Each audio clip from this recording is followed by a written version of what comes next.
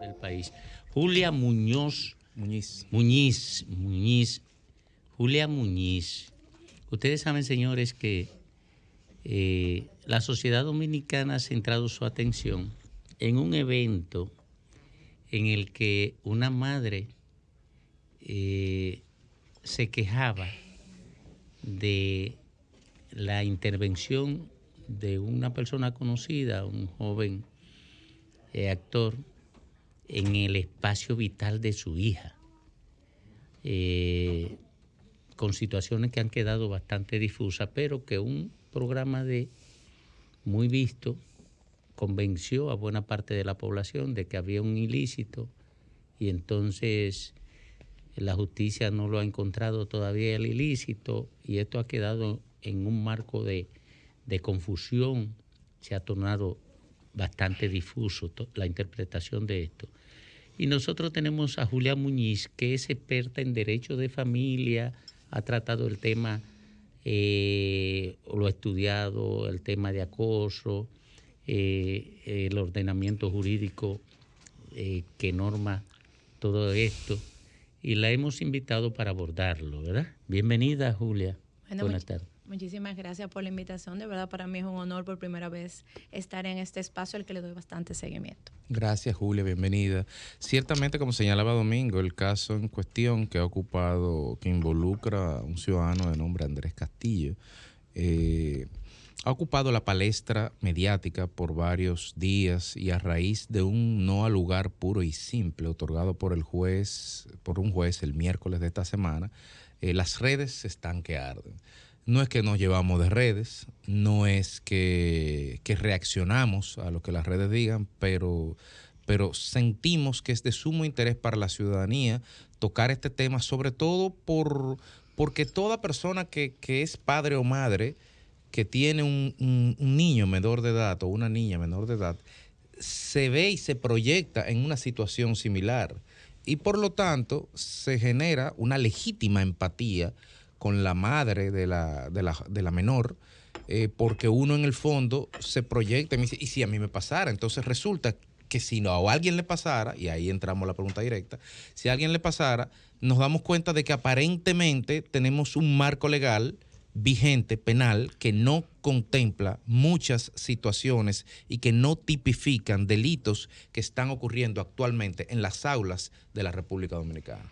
Totalmente, Federico. No solamente eso, sino también que estamos viviendo en un problema de que como sociedad hemos normalizado ese tipo de situaciones también, porque muchas veces no nos damos cuenta cuando está pasando porque lo vemos algo normal y sin embargo no lo es. Mira, lo primero en el caso en cuestión que voy a hacer referencia, independientemente de sea o no estos nombres que tienen, es algo que lo vemos constantemente, y más yo que trabajo en el tema del área.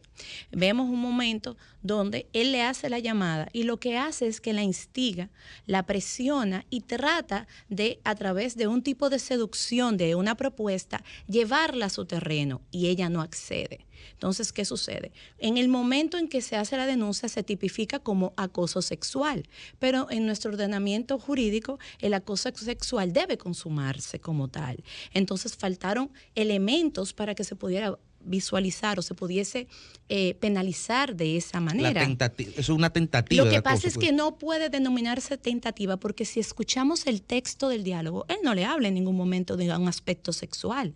Él no le habla. Él lo que le hace es que le dice, ven a un casting, y bajo la premisa y el supuesto de que si ella hubiese ido, hubiese podido haber pasado un hecho sexual, quizás, pero sobre una premisa de una suposición no puedes juzgar. Ahora bien, si en el momento en que esto sucede, el planteamiento que se hace es la instigación, la amenaza, el daño psicológico, y se enfoca desde el punto de vista de un abuso infantil, ¿no? A través de esta asimetría de poder y del engaño, pues hubiese tenido otro tipo de rumbo, quizás porque también habría que ver qué actor del sistema lo hubiese tocado, hubiese tomado el caso. Es lo mismo también cuando se lleva al tema de violencia de género.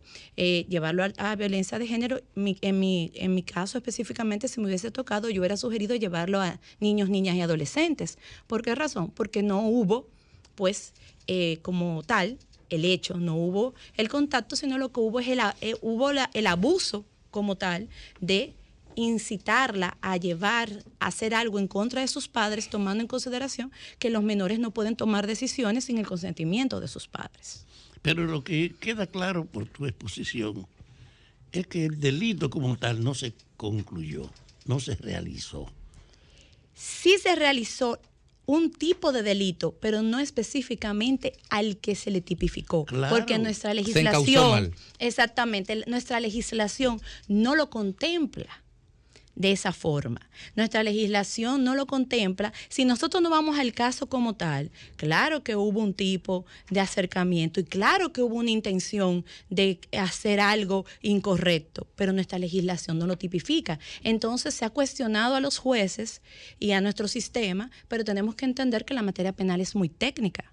Entonces, si el código no lo tiene tipificado y no se encuentran los elementos correspondientes, pues obviamente no podía llevarse una sanción como tal. Es decir, en el marco de tu juicio, ¿fue adecuada la sanción de excluir de responsabilidad al acusado? Lo que sucede es que a través del encauzamiento, sí. ¿Por qué? Porque se encauzó como acoso sexual. Si se hubiese encauzado como un tipo de abuso infantil a través de NNA, niños, niñas y adolescentes. Niños, niñas y adolescentes, quizás hubiese tomado otro rumbo. Bien. El expediente. Pero en todo caso, el marco jurídico actual vigente, sobre todo a la luz de que el presidente Alfredo Pacheco de la Cámara de Diputados señaló que en septiembre iba a ser prioridad el Código Penal, a la luz del marco jurídico penal, es insuficiente para los nuevos desafíos de la justicia en una época de bullying, en una época de acoso, en una época de tanta tensión para los niños, niñas y adolescentes. Totalmente. Nosotros tenemos una legislación extremadamente obsoleta para el giro que ha dado el mundo, principalmente el tema de las plataformas digitales, que han venido pues a exponer aún más a la niñez y sin embargo es un instrumento que no se tipifica. Para ponerte un caso. Entonces, nosotros tenemos un código de niños, niñas y adolescentes del año 2003, que también esto ha puesto en evidencia la necesidad de abrazarlo y de actualizarlo. Por ejemplo, ese código de NNA no te contempla el acoso escolar que se da día a día. Entonces, y que no necesariamente acoso sexual. Exactamente. Porque aquí, perdóname, que usted es la experta y es la que debe orientarnos. Aquí todo acoso se presupone sexual. Totalmente. Y hay una problemática dentro del marco de los actores. Aun cuando la ley habla de la violencia física, psicológica y sexual, el actor del sistema, si no ve el golpe o no ve la penetración, desconoce asumir la psicológica. Y eso es preocupante. Da mucho trabajo entender.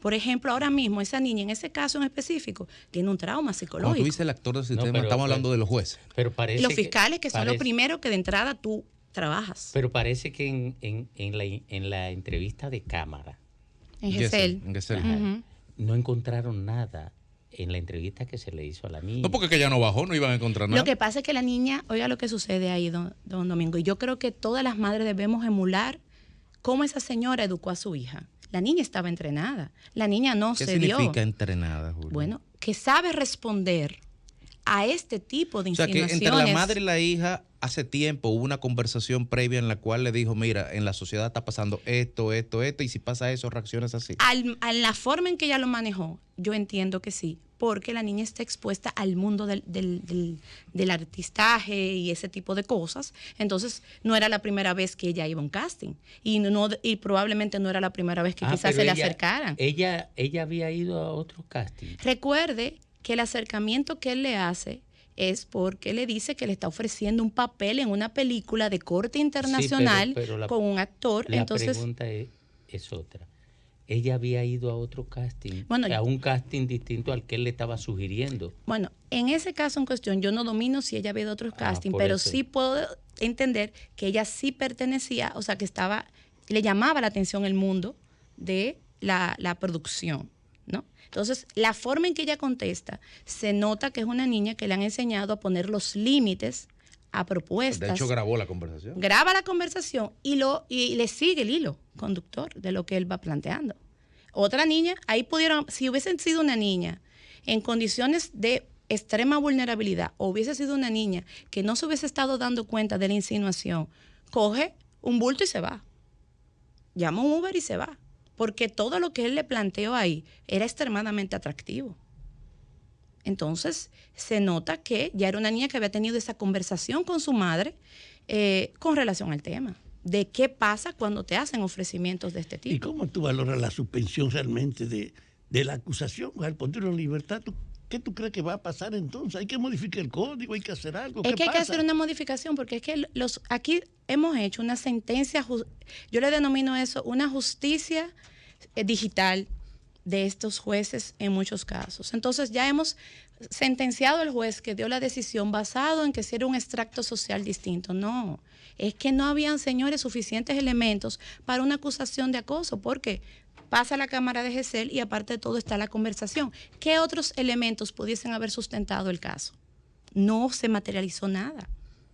Entonces, al no estar tipificado en el marco en que se hizo la acusación, pues obviamente no podía venir con otro tipo de sentencia. ¿Cómo anda el ejercicio de el derecho de familia en el marco de estos déficits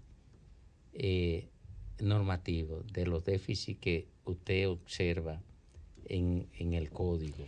Mire, el principal déficit que ahora mismo yo le pudiera decir, en mi caso, que soy litigante de ir a los tribunales, es la preparación del actor del sistema para recibir lo que usted le está planteando. Ya hay una predisposición, si usted va y entonces el planteamiento es, usted está en la barra de defensa de un hombre, ya hay una predisposición de que la mujer es la víctima de ese hombre en el marco de la separación. Si usted va a un planteamiento de un tema sexual, entonces el planteamiento es que las muchachitas saben más que antes. Y que eso, que no se puede ver solo así, doctora, espérese. Entonces, no hay que empezar a acabar de entender que independientemente que sepan mucho, no sepan mucho, sea en teoría o sea en práctica, dentro del marco de la ley siguen siendo menores de edad en condición de vulnerabilidad, independientemente de cualquier extracto social. Los hechos son los hechos. Totalmente. Entonces, hay predisposiciones que son preocupantes. ¿Usted me entiende? Entonces, al final del camino tú dices, bueno, ¿qué ejemplo a veces incluso hasta estamos mandando? Yo me sentí bastante indignada cuando yo vi a un artista muy famoso, reconocido, que le cambiaron la medida de coerción y está en un proceso de investigación, hizo un concierto y bajó en un helicóptero con todo, un montaje. Eso costó $500,000. En ese momento, al otro día, había que llamarlo y cambiarle otra vez la medida de coerción. ¿Por qué? Porque ¿qué mensaje tú le estás mandando a la juventud? Coincidencialmente ese viernes antes yo había estado en Nigua con unas niñas hablándoles del tema de la trata. Y ellas me mencionaron el caso de él. Me dijeron, no, ya él está suelto. Digo, no, él no está suelto, él está en investigación. Ya usted sabe que cuando ellas vieron eso el domingo. No, pero se le mandó el mensaje que enviaron a la sociedad es que ellos son intocables y que están en una cápsula, ellos viven en una cápsula de impunidad absoluta. Bueno, el día que le estaban pasando la medida de coerción, otro artista, denominado el líder, Top of Point, algo así, le decían, él decía que era una injusticia lo que estaba pasando, y le decían, pero es que son menores de edad, y él alegaba que sabían mucho. Bueno, en conclusión, es lo que dijo, que la ley había que cambiarla. Sí, es que en definitiva que hay un déficit. Acomodarla a la vulnerabilidad de saber que por 300 pesos, con lo que una familia come, entrega una niña. Exacto. De que todavía, es verdad, se eliminó el matrimonio infantil, pero todavía usted se va a los zonas vulnerables y usted ve un papá que va y lleva a la niña de 11 y 12 años y le dice, que me pasó incluso a mí misma con un cliente, esta muchachita de mis riñones, yo no la puedo mantener, yo se la traje. Mire, aquí a mí me han llegado muchas informaciones y denuncias de maltratos en colegios de élites por parte de profesoras y profesores, incluso por razones puramente derivadas de distorsiones de carácter. O sea, una profesora que acosa a una niña porque es brillante. Yo fui víctima de acoso, pero ya yo estaba muy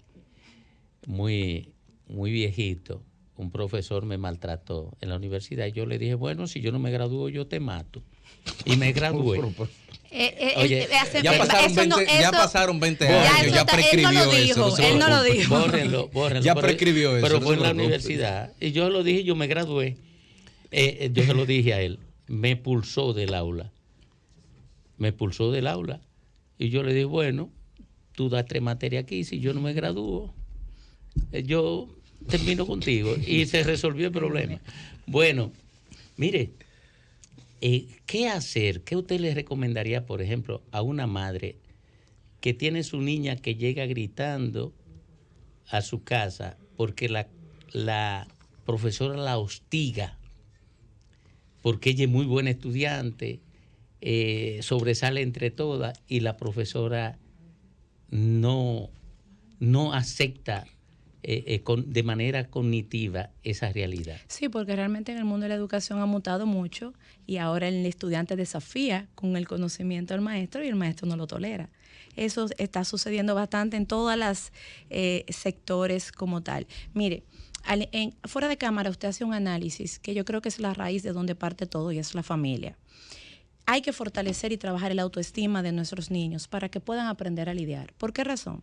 El agresor viene siempre de un círculo de agresiones, o sea, él ha sido víctima previamente de agresión y va buscando las víctimas hasta que encuentre el vulnerable que responde a esa agresión. Entonces con ese es que él desarrolla la dinámica.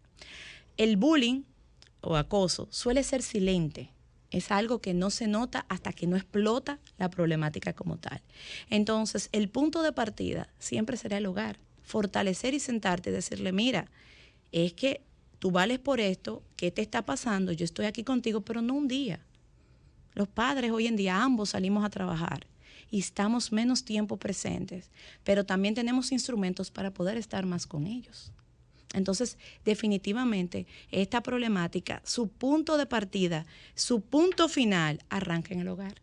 Sí, y frente a la realidad, como dice Héctor Guerrero Heredia, frente a la realidad real de que la institución llamada familia, la institución social llamada familia, se ha desgranado, que no existe, ¿qué alternativa usted concibe para poner en manos o del Estado o de la individualidad o del padre, si es un solo padre el que esté en el hogar? ¿Qué alternativa frente a eso? Bueno, mire, el desmembramiento de la familia yo entiendo que viene desde hace años, desde la época en que el padre los padres migraban y los hijos se criaban con los abuelos. Ya eso hace tiempo que viene en un proceso, ¿no?, de deterioro. Ahora bien, ¿qué sucede? ¿Qué tenemos nosotros que entender? El ecosistema en que marcan los niños. Su principal responsable es el Estado, que tiene que crear estas políticas que permitan, ¿no?, guiar los procesos vinculados a la niñez. Incluso vemos que hasta el Estado tiene las competencias de quitarle un niño a una familia en el momento en que sus derechos están siendo vulnerados. Sí, claro. Entonces, luego de eso, el otro ecosistema que nosotros tenemos que entender es que también la responsabilidad es social. Vemos a veces situaciones con niños y volteamos la cara, porque ese muchacho no es mío, yo no tengo que ver con eso. No. Los niños nos pertenecen a todos y la sociedad tiene un rol preponderante para poder colaborarle al Estado en este proceso. Y por último, hay que destruir el constructo de que los niños son el futuro. Ya eso pasó, los niños son el hoy. Hay que trabajarlos el día a día, porque siempre antes se trabajaba para mañana. Pero ya con estos dispositivos digitales, a veces saben, como mismo decimos, saben más que uno. Entonces, a ellos hay que trabajarlos para hoy. No, pero que además el niño no es el futuro, porque el niño está desarrollando su vida en el presente. Ese es el disparate más grande que se ha construido en términos conceptual. El niño es hoy, mañana será el adulto, el adolescente y después será otra cosa. esos son de las frases hechas o de las frases refugio que la ignorancia ha construido para no tener que activar el cerebro a profundidad. Que enfrentarlo en el presente. Los tabús sociales. Por ejemplo, ¿qué problemática nosotros tenemos? Los embarazos en las adolescentes. Y la pregunta es, ¿cómo lo vamos a solucionar? Cuando el principal tema es que es biológico y hormonal. Cuando el segundo tema radica en que aquí arriba estamos el 3% de la población, pero la realidad social es que están viviendo en una casita 2x2 y la habitación la separa una cortina de la cocina y la letrina está afuera. Esa es la realidad de la niñez. Y la letrina no lo separa del vecinito. Entonces, claro, cuando de los depredadores que hay por ahí. No, peor todavía, que a veces duermen en el catre al lado y ven a los padres teniendo relaciones sexuales. Así es. Otra vez, o los padrastros. O ahí es donde entra el tema también de que empiece ese proceso. Entonces, tratar de luchar con las mismas herramientas que hemos luchado hasta ahora con relación al embarazo en adolescentes, vamos a seguir perdiendo la batalla porque eso no funciona. Claro. Construimos la realidad para que ellos desarrollen el fracaso y después queremos impugnar el fracaso. Bueno, gracias, doctora. Muchísimas gracias, Julia Muñiz. Mire, nosotros vamos a invitarla con cierta frecuencia. Muñiz Suberví, porque es una asociación de... Sí, pero me han puesto en esta silla y si entonces el jefe de este programa yo creo que no me va a dejar volver. Ya él no está aquí a partir de ahora. Ah, ok. A partir de ahora. A partir de ahora. No, sí, a partir de ahora no está. Porque además, él visita a veces, pero vamos a ir reduciendo la visita de él aquí. Hasta convertirlo en Héctor Guerrero Heredia, que tiene impedimento de entrada a este edificio. Acuérdese lo que le dijo en el último programa, que no todo el mundo tiene para pagarle a él. Él dijo eso. yo lo vi. Pero aquí le pagábamos mucho. Pero su impedimento de entrada es por otra razón, muy cercana a la de Ricardo Nieves. ¿Usted sabe cuál es? No, dígame cuál es. La traición. Sol 106.5, con la mayor variedad de contenido, información, entretenimiento e interacción en una sola estación. Cobertura total, disponible para ti en la radio y en las plataformas digitales. Somos Sol 106.5, la más interactiva.